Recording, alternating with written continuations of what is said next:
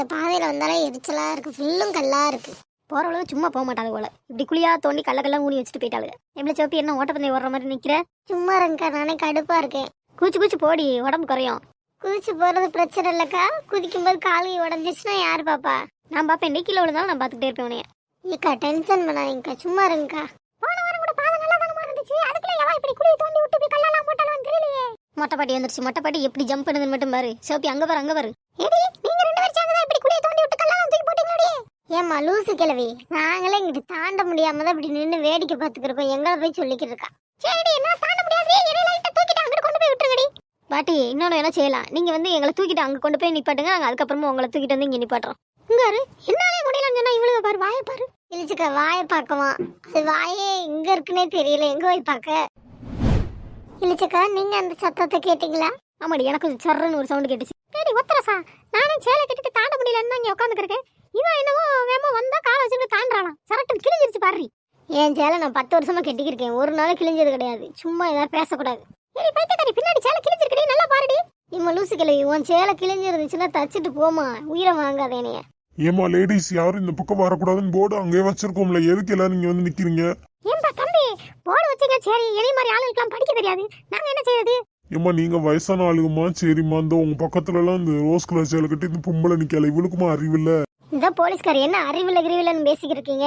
நீங்க சின்ன எழுத்தை எழுதி போட்டிருக்கீங்க, அதான் தெரியல. எனக்கு வந்து பெரிய எழுத்து தான் தெரியும், சின்ன எழுத்துலாம் தெரியாது.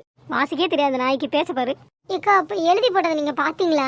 ஆமாடி, இந்த பக்கம் யாரும் செல்ல வேண்டாம் எழுதி போட்டிருந்தாங்க, சரி சும்மா சென்று பாப்போமேன்னு வந்துட்டேன். நல்லா வந்தீங்க போங்க, நான் கூட தெரியாம வந்துட்டீங்க, நீங்க தெரிஞ்சே இங்கிட்டு வரீங்க.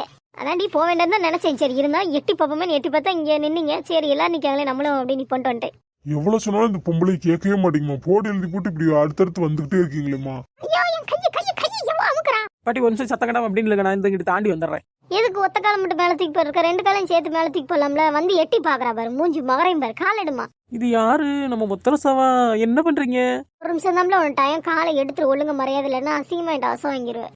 ஏம்மா எல்லாம் அங்கிட்டு போங்கம்மா, சுத்தி போங்கம்மா. அண்ணாச்சி அந்த முக்கில் வந்து யாரும் இந்த பக்கம் செல்ல வேண்டாம்னு எழுதி போட்டீங்க, அதில் ஒரு நியாயம் இருக்குது. இடது கை சைடு பக்கம் வந்து என்ன எழுதி போட்டிருந்தீங்க, அந்நியர்கள் யாரும் உள்ளே நுழையக்கூடாதுன்னு போட்டிருந்தீங்க. ஆமாம்மா எல்லாமே நீங்களாம் அந்நியர்கள் தான்மா, யாரும் இன்னும் வரக்கூடாதுமா. ஆனால் இதில் ஒரு சிக்கல் இருக்கு அண்ணாச்சி, நான் வந்து இன்னும் அண்ணி ஆகலை, எங்கள் அண்ணனுக்கு இன்னும் கல்யாணம் ஆகலை, அவளுக்கு பொண்டாட்டி வரல, அதனால என்னை யாரும் அண்ணின்னு கூப்பிடல. ஆமா அண்ணாச்சி, எனக்கும் அண்ணன் இல்லை. நீங்க பெருமை பையன் இருக்கியா, கல்யாணம் ஆயிடுச்சு, அவ பொண்டாட்டி ஏன்னா என்னை அண்ணின்னு கூப்பிட மாட்டான், அதனாலதான் நான் இங்கிட்டு வந்துட்டேன். ஏப்பா நானே இவ்வளவு வயசாச்சு, என்ன இப்ப இனிமேல் யார் அண்ணின்னு கூப்பிடுவா, பாட்டின்னு தான் கூப்பிடுவாங்க, அதான் நான் அணுகிட்டு வந்துட்டேன். ஒத்தரசை யோசிக்கிறேன் என்ன சொல்லுன்னு தெரியாம. அண்ணாச்சி இந்த உத்தரசம் வந்து இங்கே வந்தது காரணம் வந்து அவங்க அண்ணனுக்கு வந்து கல்யாணம் ஆயிடுச்சு, அவங்க பொண்டாட்டி ஓட ஓட இவளே விரட்டி விட்டுட்டா, அதனால தான் இவளுக்கு கூப்பிட அண்ணின்னு யாரும் இல்லைனாலும் இங்கே வந்துருப்பா. நம்ம எதுவுமே சொல்லல, சூசோனா தான் இங்க நிக்கிறோம், இவ்வளவுலாம் ஒரு கதை கட்டி விடுறாளு. ஏமா அந்நியர்கள்லாம் வெளியாளுங்க யாரும் உள்ள வரக்கூடாதுன்னு போட்டிருக்குமா.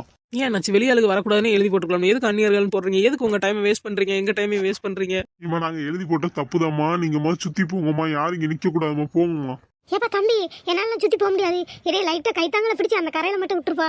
சரிம்மா நீங்க வயசான ஆளுனால நான் உங்களை மட்டும் இங்கிட்டு இருந்து அங்கிட்டு கூட்டிட்டு போறேன். டீம் மெதுவா வாங்க, கீழே விழுந்துடாதீங்க.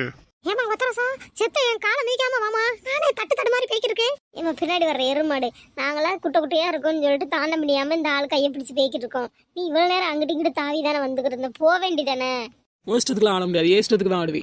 ஆடு நல்லா ஆடு. அக்கா குண்டு அக்கா அங்கிட்டே பாத்துக்கிட்டு இருக்கீங்க, இங்கிட்டு பாருங்க, என் கையை பிடிங்க, நான் அங்கிட்டு தாண்டி வரணும்.